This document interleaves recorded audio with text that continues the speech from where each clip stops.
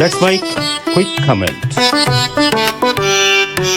हरित क्रांति, आज उसका प्रतिफल है इंदिरा रसोई। गरीबी हटाओ, आज उसकी परिणति है इंदिरा शहरी रोजगार योजना। महिला उद्यम, आज उसकी बानगी है इंदिरा महिला शक्ति उद्यम प्रोत्साहन योजना। तो विश्व के दूसरे सबसे बड़े मरुस्थल की जीवन रेखा भी तो है इंदिरा गांधी नहर। हाँ, यही तो है आज भारत का मॉडल स्टेट राजस्थान। अरे हाँ, याद आया। तमाम चुनौतियों के बावजूद अंतरिक्ष में भारत का झंडा गाड़ देने वाली भी तो इंदिरा ही थी ना।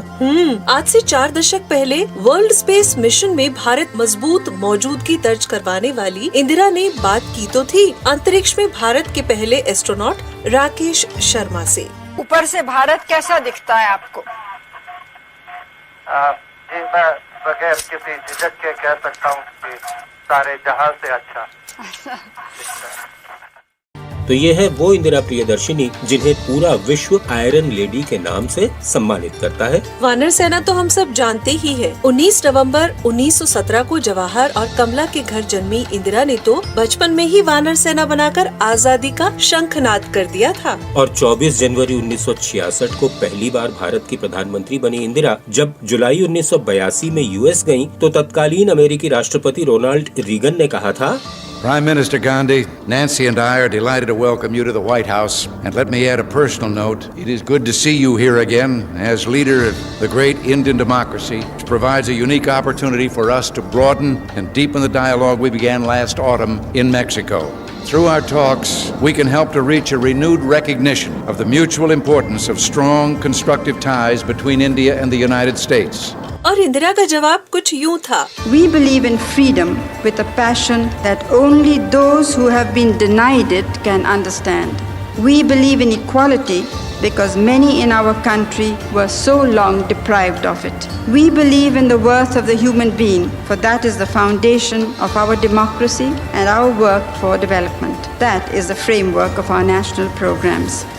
राजस्थान के मंत्री अशोक गहलोत जब भी इंदिरा गांधी का जिक्र करते हैं तो भावुक हो उठते हैं। 80 के दशक में इंदिरा सरकार में केंद्रीय मंत्री रहे श्री गहलोत कहते हैं, इंदिरा गांधी का योगदान ये देश कभी भूल नहीं पाए। इंदिरा गांधी वो शख्सियत थी जो एक महिला होकर के इस देश की महिलाओं का मान सम्मान पूरी दुनिया में ऊंचा किया था। आज उनकी जन्म जयंती है, उनको हम लोग इस रूप में याद करते हैं। इंदिरा गांधी जी ने हरित क्रांति की बात हो उसमें वो कामयाब रही। आज देश आत्मनिर्भर है।